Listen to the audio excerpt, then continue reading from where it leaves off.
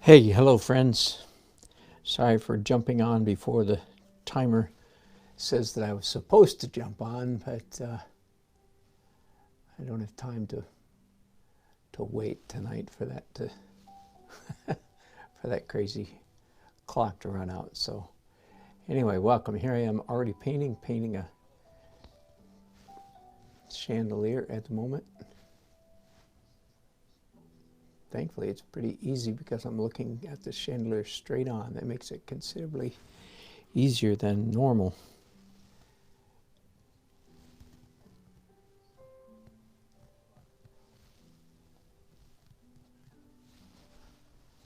All right, let's get legal and do the clapper. There we did Daily Art Adventure 833. Can you believe it? The later acrylic stages, in the painting. So I don't know if anybody cares or wants to watch, excuse me, watch me do the late stages in acrylics, but that's what I'm doing anyway. So.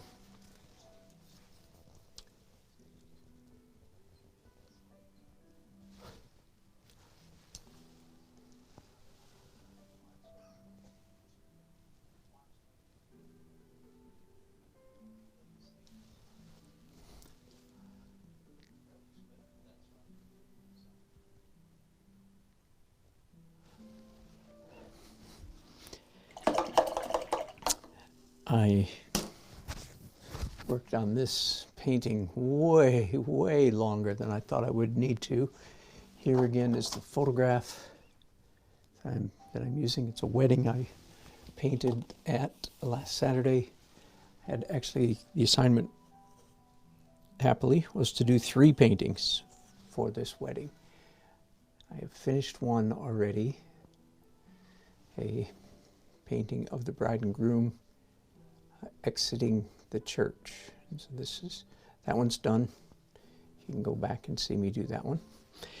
And this, of course, is the ceremony inside this said church.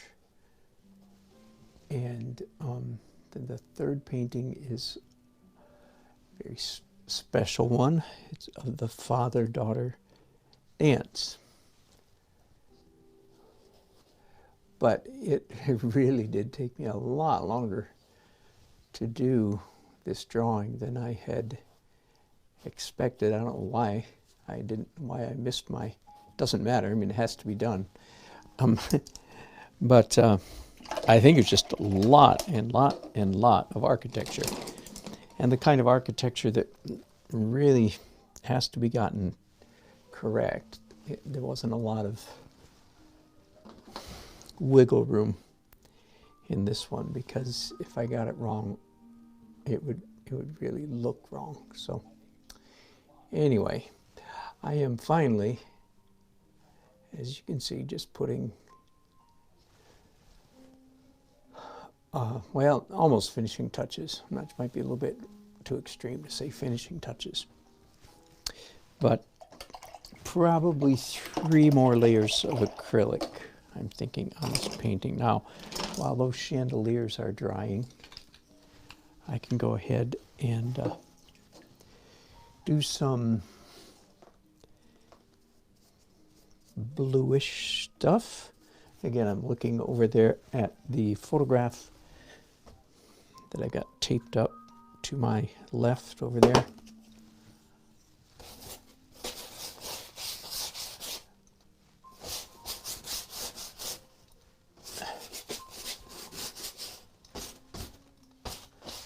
Looking for at the photograph for very general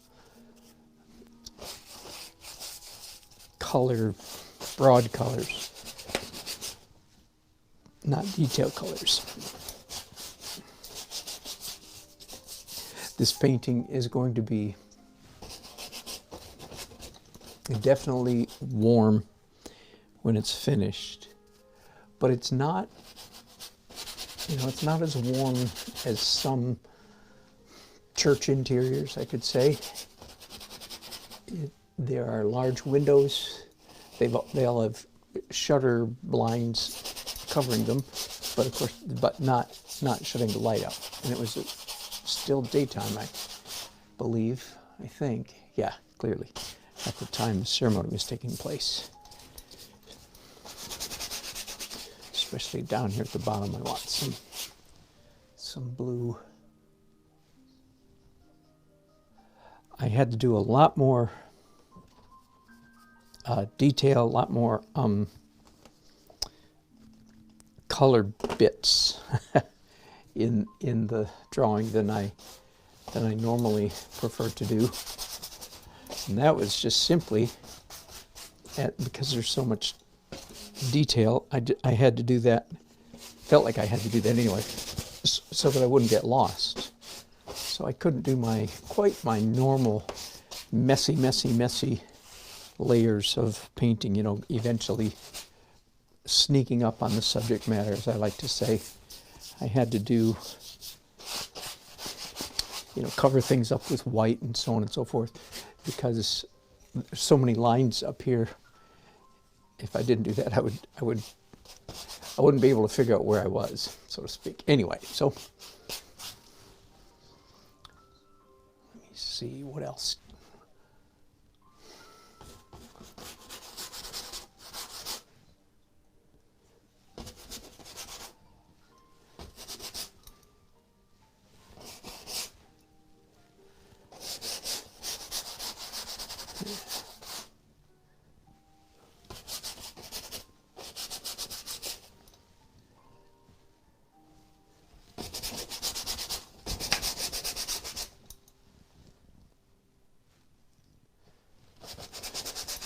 And in the photograph, which again is over there on my right,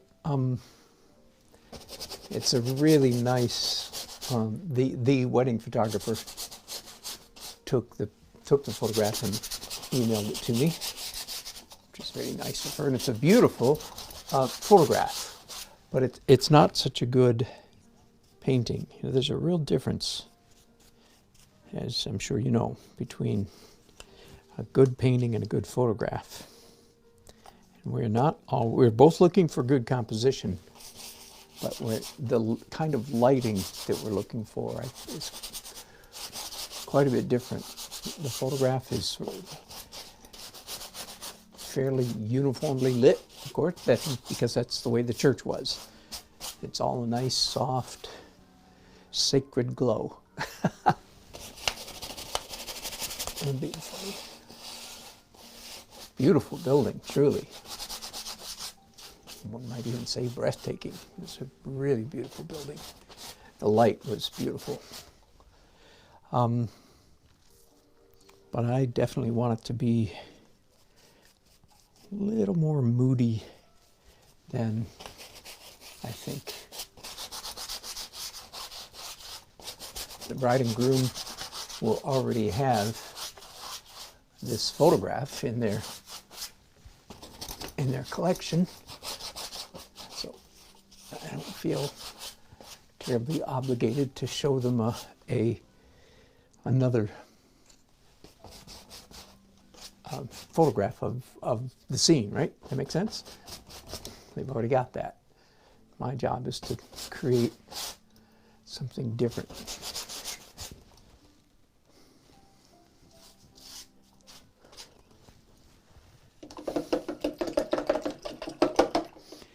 So now back to white again. I don't have to wait for that last layer to dry. I can get right into it. I do have a spray bottle here though. I'm going to spray on my little paint pots so that they don't dry out. All right, back to white then. And guess what's the lightest thing in the whole scene? Yep. If you said the bride's dress, you got it right. And it really is the brightest thing in the photograph too, so kudos to the photographer. But I'm going to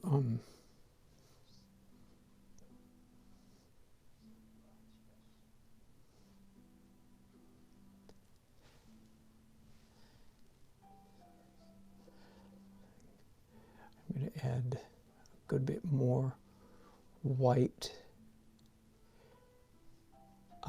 that will be, of course, we'll have glazes going over it in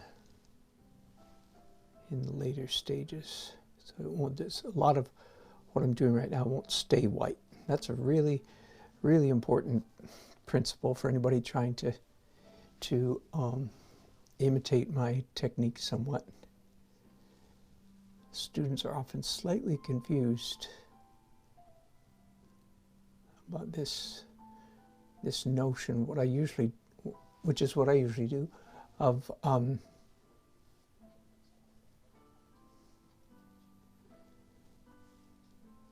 only using the only opaque in the acrylic stage typically is opaque white, or translucent, as the case may be, opaque paint applied somewhat thinly, right? So the effect is translucent.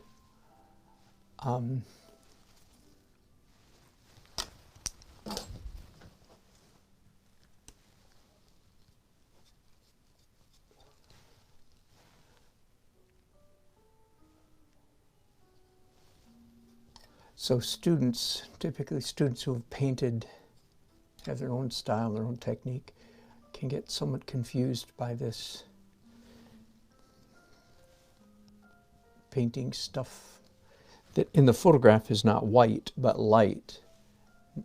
I'm painting things that are light, not things that are white.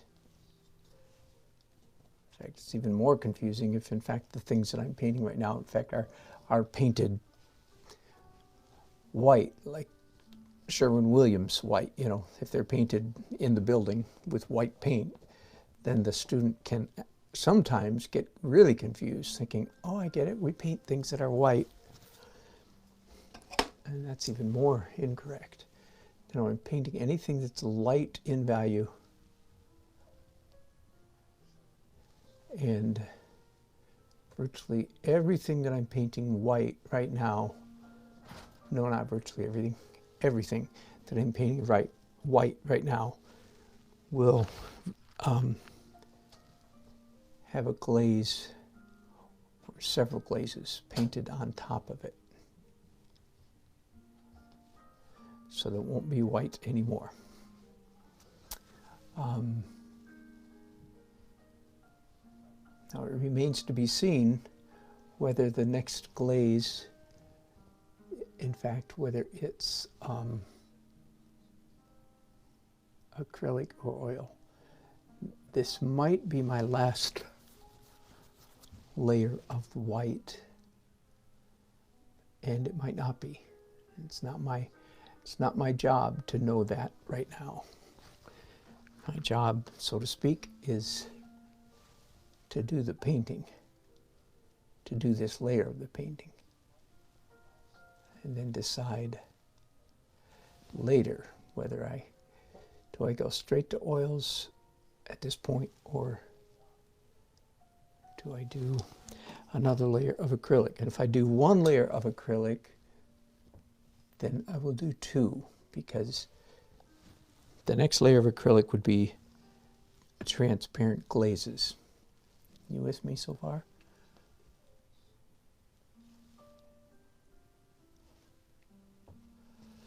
And I never finish, I always finish the acrylic layer, the acrylic phase with white. So if I do another layer of acrylic glazes, then I will be doing white after that. So either this is my last layer of acrylics, or I have one more layer to go. One of the ways that will be determined is by how much white I do on this layer right here. If I end up with a lot of white showing after this, then that almost certainly means I will do another quick glaze of white.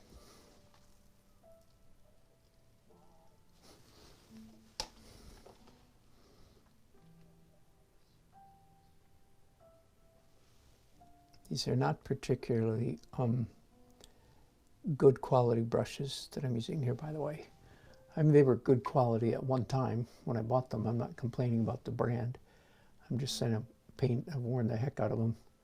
And if they look kind of, whatever the word is, ragged to you, that's because they are quite ragged.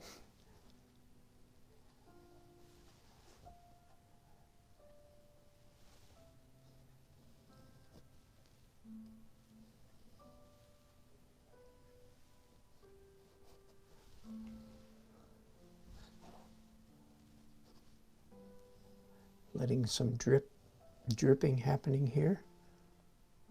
I like drips.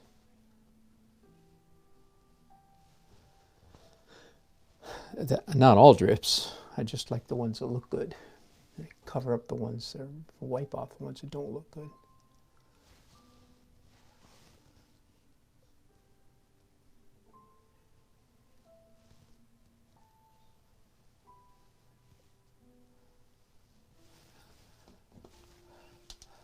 Let's try this. Let's try scratching with two brush handles at the same time.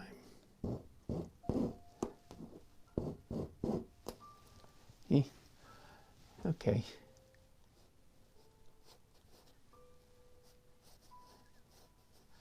I'm going to try it again though. In spite of that less than enthusiastic reaction.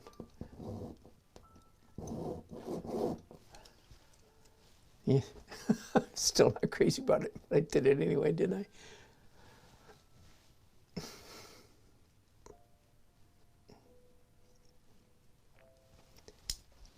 So if I do decide to continue in the acrylics for 2 more layers, it won't, each layer gets a little bit simpler than the one before it. So it won't be, it'll be a quick couple of layers if I do any after this.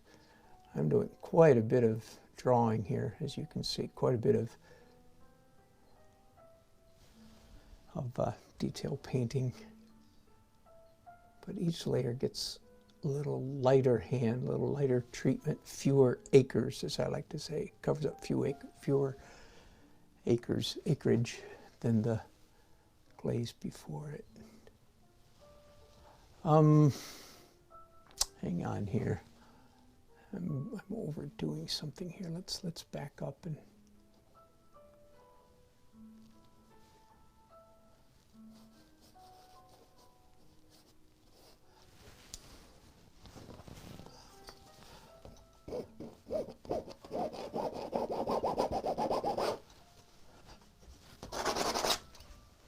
that was a little too dry over there. That didn't accomplish much.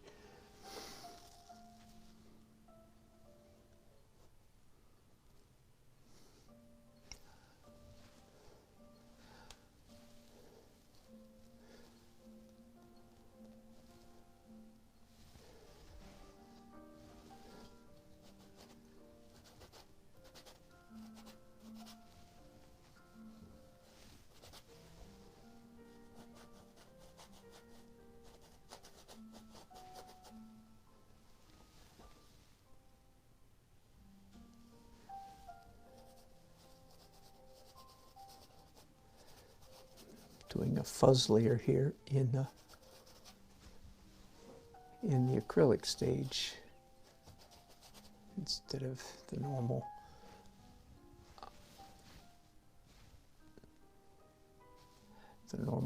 fuzz layer in oils.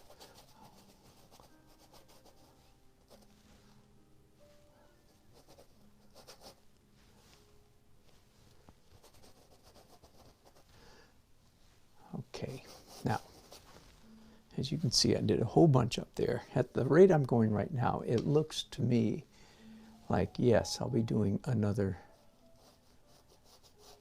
layer of acrylics, which which means 2 layers of acrylics. Oh boy, you guys are chatting up a storm and I'm completely ignoring you. Hello, Sharon. And Lady Grammy again. Hello, Moraid. Ah, no kidding, that's funny. I'm 41 days younger than you, that's funny. Well, happy belated birthday to you, Moraid.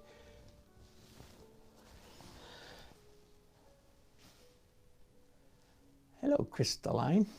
Crystalline, I'm going to guess. Thank you very much.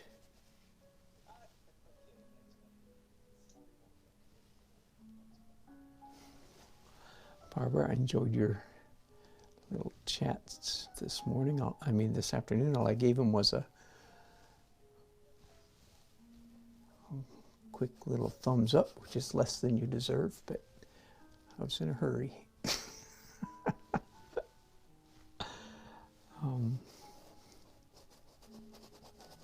Yeah, people, somebody that comes by and says your painting is cute. Have you been insulted? I don't know. Sounds a little suspicious, doesn't it? I'm not encouraging us to take offense.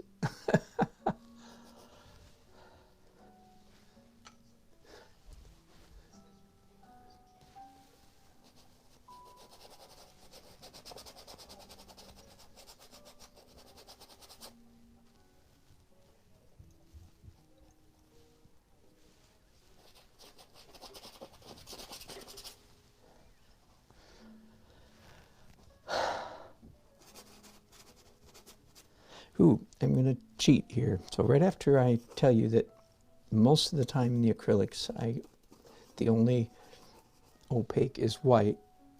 Sometimes I do color, so that's what I'm doing right here. Very pale yellow. Mostly just a time saver.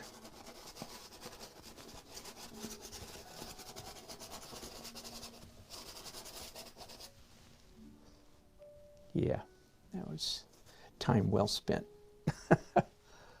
Right there, those few little smudges. Oh, we have more candles down here.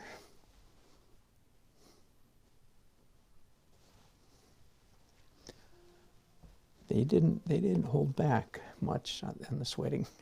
I got the impression that budget was not their primary concern, which is great for me because they paid me nicely for coming and doing their wedding, so you won't hear any complaints about wedding budgets for me. People that are budgeting don't hire wedding painters. What do you think?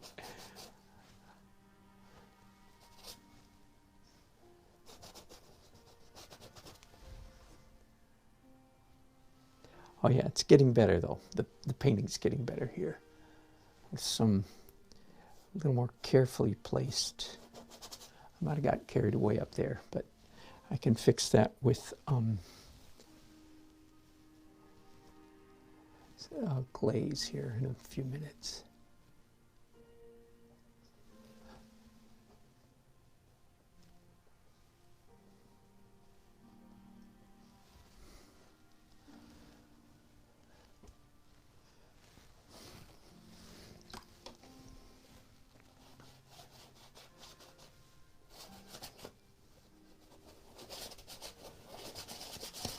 Kind of small brush for trying to do anything messy.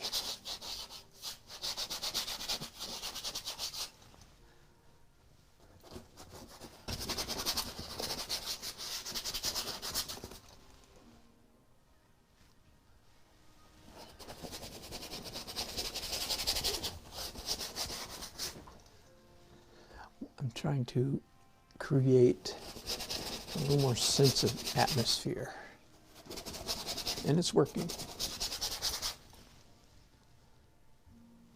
Yeah, softening edges, softening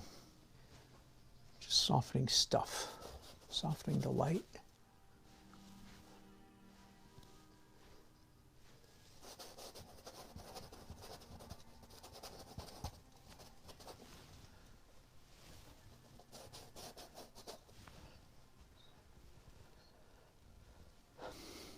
also playing a little bit of a trick that I often use, which always makes me, if there's some trick that you use all the time, then you're probably overdoing it, right? So I'm always aware of that. Don't do something all the time. But often, that might be acceptable. So here's a trick I often do with wedding ceremonies, especially wedding ceremonies in churches. And granted, most of the time, that if I'm doing a wedding in a church, I would say 2/3 of the time it's more like a cathedral-ish kind of, and I guess this is cathedral-ish, except it's not made out of stone like a Catholic or Anglican church would be. This is a respectable Baptist church, so it's made I'm being funny. So it's made out of plaster, or drywall, or whatever. Beautiful building, truly. But anyway, I do a trick where I often have light coming down, artificial, it's not in photograph. Yeah, an angelic light, a heavenly light coming down upon the bride, spilling a little bit onto the groom, of course, but we all know that this painting is about the bride. As it should be.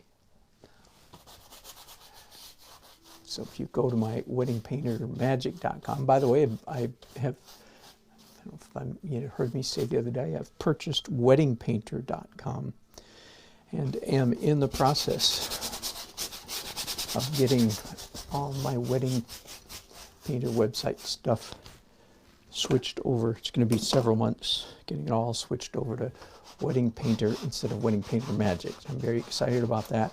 Hope that it will increase business. Anyway, you can go, now it's still at Wedding Painter Magic, and you can see this trick on several of my ceremonies where I have this, what I just called a heavenly light a minute ago. A light coming streaming down from an angle. Many times in a cathedral, there's at the right time of day. Now, whether the wedding actually took place during that time of day or not is another question altogether.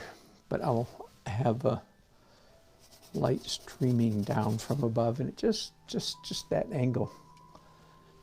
I'm happy to say, I think if you look through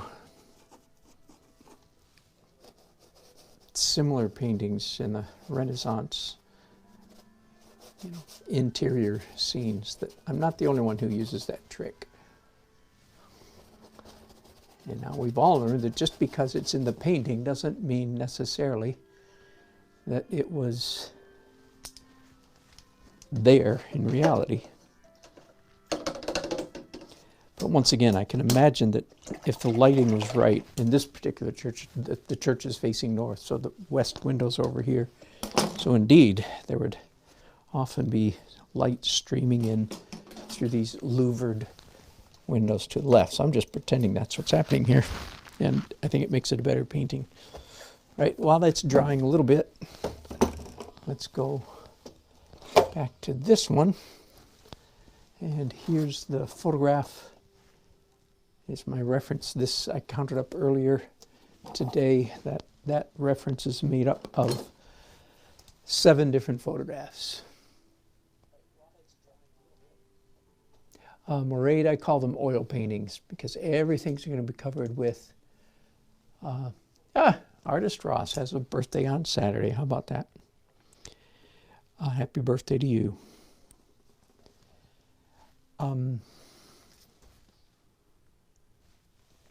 Yeah, a composite of 7 paintings. Oh, no, I don't call them multimedia partly because every square centimeter of the painting will have oil on it. There won't be any exposed acrylics when I'm finished. I'm always happy to tell people that they're acrylic underneath and oil on top. That's the kind of stuff that usually only our fellow artists care about.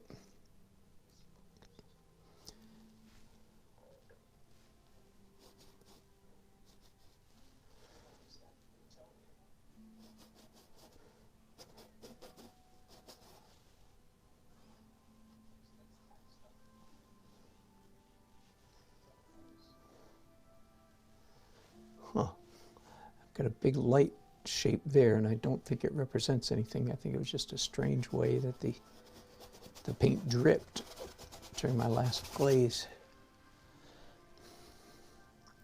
So this is the father-daughter dance.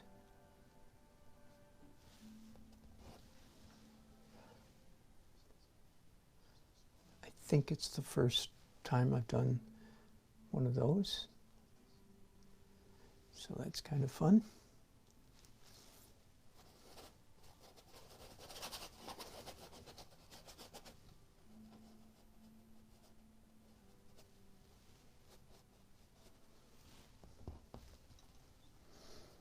I drew in, as you can see, drew in their faces in a rather preliminary fashion, and drew their hands in a rather preliminary fashion too. I talked earlier about, you know, because the photo reference doesn't have hands in it at all. They're completely blurred out. So I talked about, you know, looking up on Google, looking up, you know, the hand of the arm of a ballet dancer or something like that. But anyway, I ended up not doing anything like that. I just, at least to this point, I just drew it out of my anatomy memory study.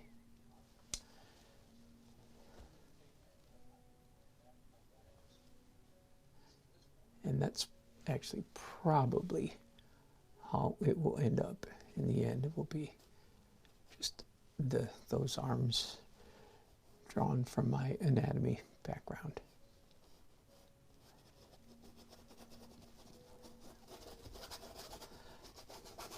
I love studying anatomy, practicing, you know, anatomy drawings and so forth, but I never feel like I have enough time to do it. It's like a guilty pleasure. It's like, oh man, cool, I'm going to take an afternoon or a couple hours or something and just study anatomy. I don't feel like I can do that very often. So I'm really excited that this fall I'm teaching a 13-week series at an art studio here in Raleigh called Anatomy to Remember. Because I think that's my strong suit. It's going to be 13 weeks every, whoops, I forget now, Thursday nights, I believe. It starts in August. And I'm excited about that because that is going to force me to really do some studying, some refresher courses. And it's anatomy by rote, right? There's two separate skills for drawing anatomy. One is pure observation, which I strongly advocate, of course. But the other is just by learning how to draw a hand, how to draw an eye, how to draw a nose, how to draw, et cetera, et cetera, et cetera. And those two methods are real bookends. They're both very valuable and important for being good at anatomy. You have to be able to do both. Draw out of your head by memory. And I think that's my strong suit. So I'm calling it Anatomy to Remember because, again, I think one of my strong suits is coming up with mnemonic devices, little tricks. The problem with anatomy is there's so much to learn. And it's so easy to forget. Now, what's that called? What is, you know, what does the deltoid look like when it goes into, does it go in, on, above, through the bicep, blah, blah, blah, blah, all those questions, you know.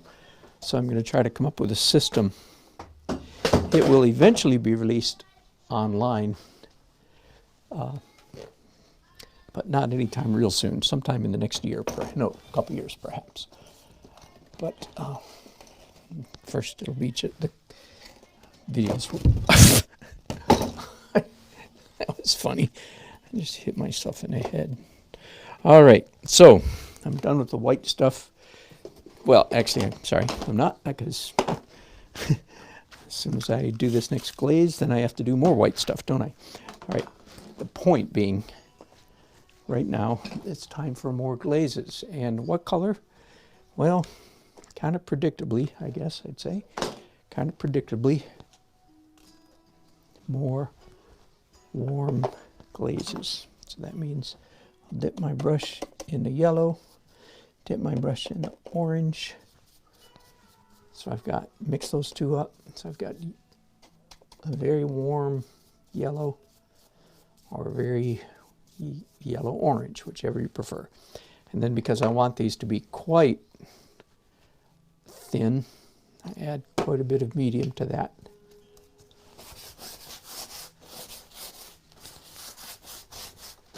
And just go to it. You'll notice that I'm fairly messy usually with my acrylic glazes. I'm allowing there to be gaps between my brush strokes, little accidents, right? Rather than carefully covering every square centimeter. That's intentional. Now let's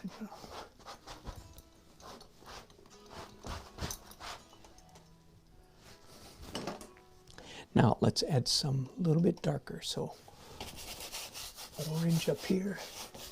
I might even do a little bit of brown up here. Again, just pushing the ceiling out of the focal point, out where it belongs.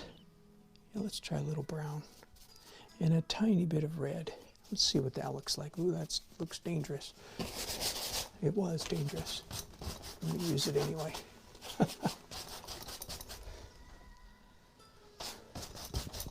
Isn't this fun? I sound like Bob Ross here, don't I? I love mixing paint right on the canvas, because what you see is what you get. Unlike traditional painting where you mix up colors on the palette and then, you know, try it. And I do plenty of that as well, as you know, in the later stages of the oil. But right now, you just rub, so to speak, till you get what you want. And it's just so much fun. It's so immediate.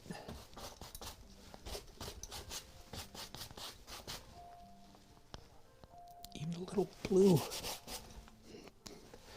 Living wild now, boy.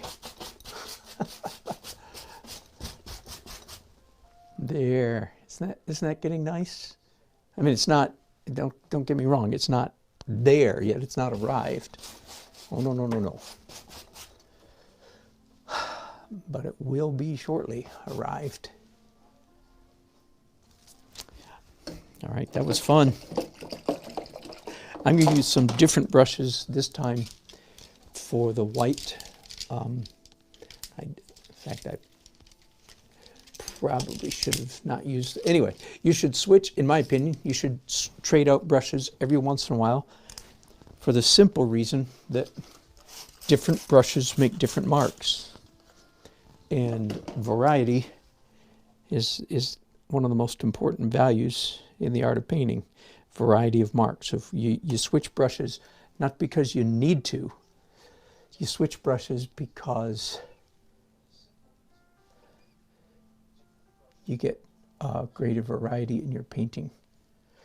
So anyway, I've just switched for that very reason here. So this will almost certainly be my last layer of acrylic. And as I said a little while ago, I cover less area.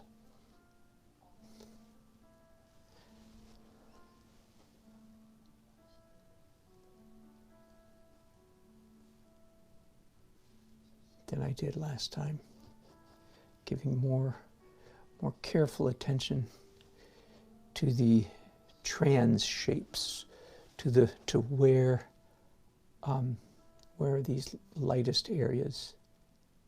Of course, I still have, you know, 7 or 8 layers to go in the oil stage yet, so it's not like It's not like I'm on the home stretch. I'm just on the home stretch in Acrylicsville, right?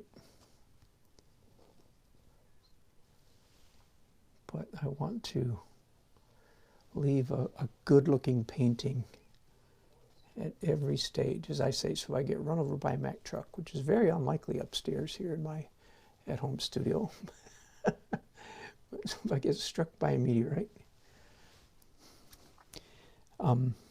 people will say, well, he had a nice painting going when he went.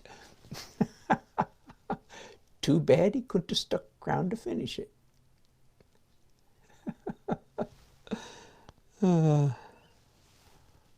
That's what I want people to say at my funeral. Well, he had a nice painting going.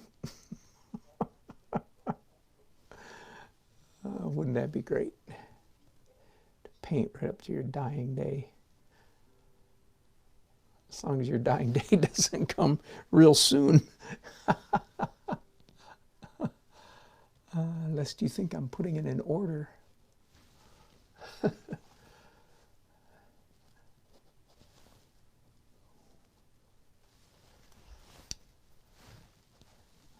What? These pipes down here are actually darker in shade, like I've got over there, but it's just not working. So I'm jettisoning. Did I pronounce that well enough for you? I'm throwing out realism in favor of good painting. Of course, as you can imagine, I recommend that you do the same. The problem is, so many times we turn off our critical brain when we're painting, and we just copy. We just slide accidentally into copying. It's one of the easiest mistakes to make. We just slip into, and I know it. I mean, I do it all the time. We had a great time at our Painters Forum last night, by the way. There were 26 artists there, which I think is a record. And it's really been a lot of fun lately. A lot of energy, a lot of interaction, a lot of laughter, and a lot of really good feedback, and a lot of really good artists. I tell you, these are all artists, and just in my, in my part of the state, probably from a 60-mile radius or so. And there's lots more that don't come, believe me. But I used to tell people for years, we've been doing it, I think 13 years. I actually talked to one of my originals last night and said, how long have we been doing this? And I think it was 2007. She helped me figure out. And I used to tell people that when I was inviting an artist, I said, oh yeah, come on. There's a wide range of skill level, wide range from beginner to advanced. Well, the fact is,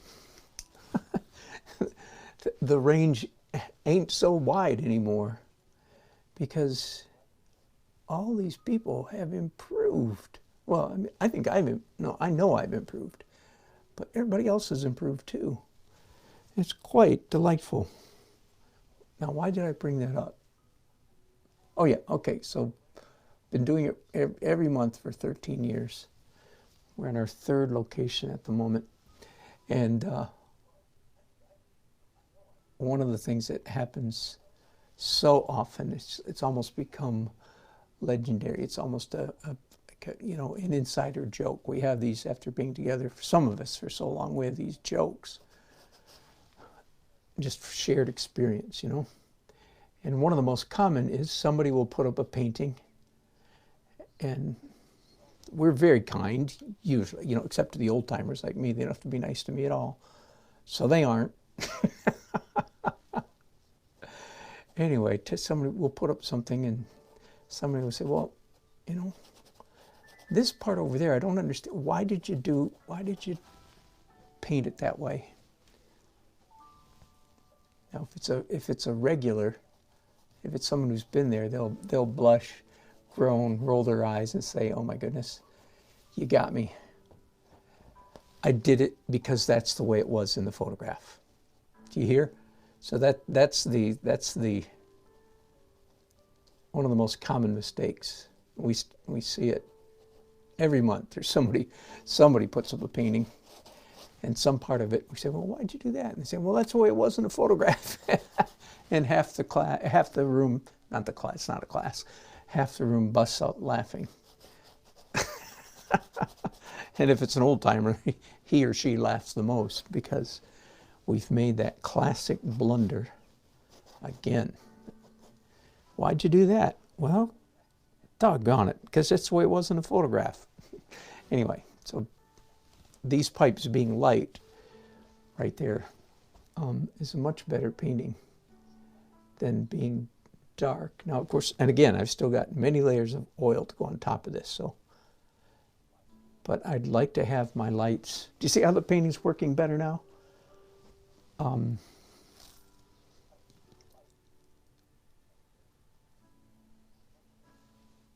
And the floor down here in the photograph is really a delicious, bright, warm yellow. I mean, it looks like pine wood. I'm sure it's not because it's a very expensive building. But that's the color. It's the color of knotty pine with bright, intense stage lighting, floodlights on it. It's really, really, really nice. It's as if they built this church with weddings in mind. And I bet they did to some degree. I'm sure it looks beautiful on Sunday morning too, but somebody gave some thought to how this place will look in weddings.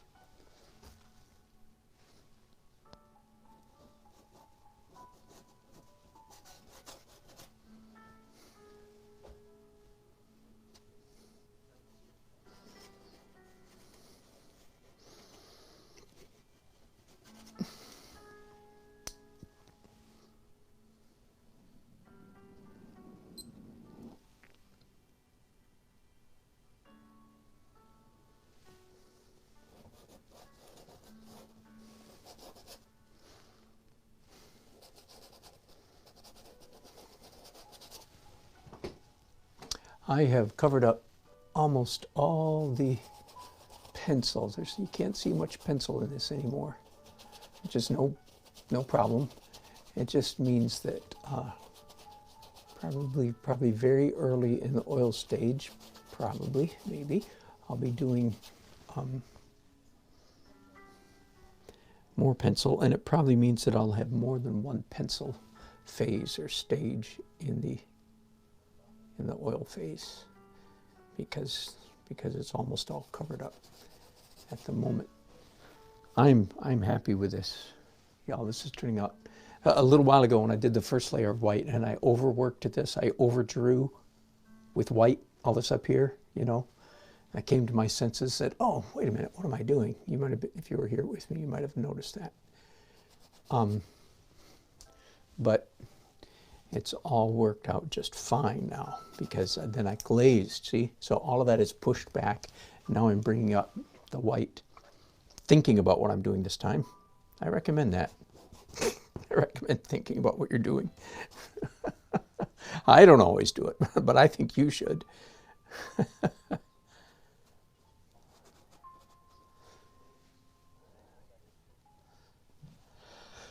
And yes, all of the groomsmen and bridesmaids in this painting will be recognizable enough.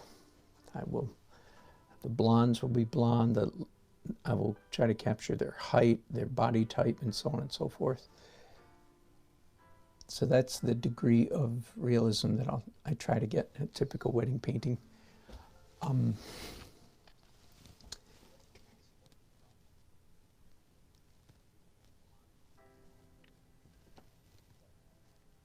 But I don't try to do portraits, in other words, of all of the attendants.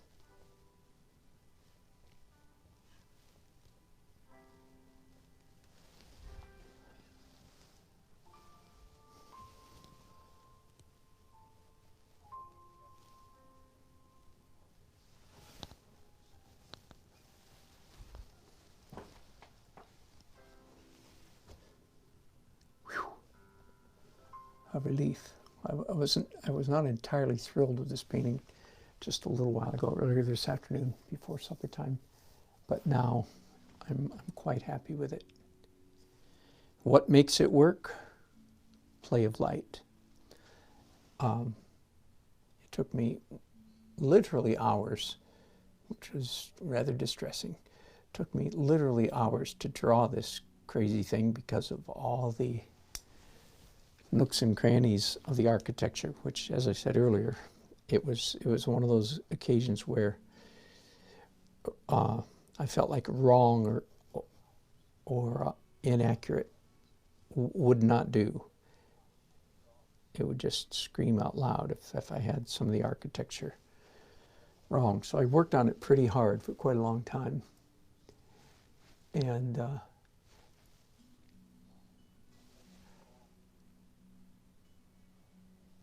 but then, as is often the case when you do something like that, it came out looking overly drawn. Not like my bank account. It's a completely different kind of overdrawn.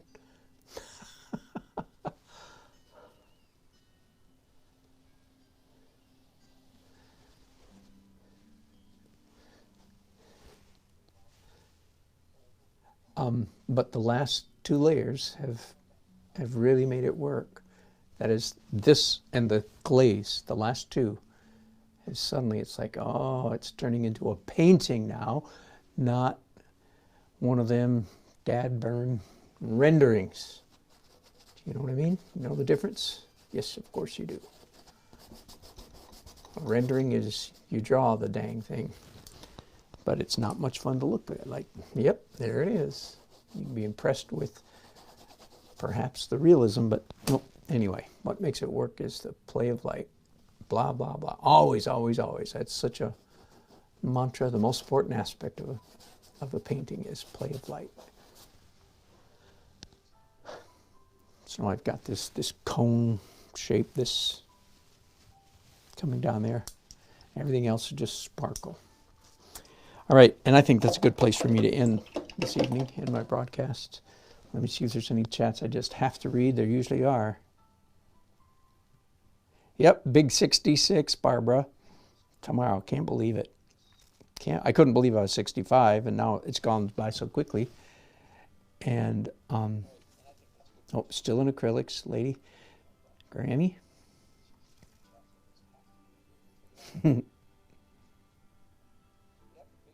Oh, good, Crystalline. Glad I got it right. Hello, Karen James. Oh, good. Glad you were with me this morning.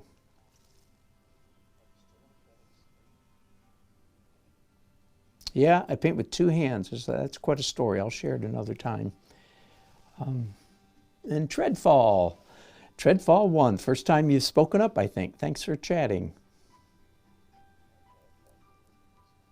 Oh, wonderful. Glad to hear that. Good, good, good, good. Thanks. Yeah, let me bring you around here just for a minute before I go, so maybe you can see. Let's see what happens if I turn this off. Nah, it's still, you just can't, yikes, you just can't get a good picture. There, that's better lighting right there, but you don't see the whole thing. All right, gang, I'm going to paint just a little bit more on the father-daughter dance. And then it's 9 p.m. Tomorrow, I don't know if I'm broadcasting or not.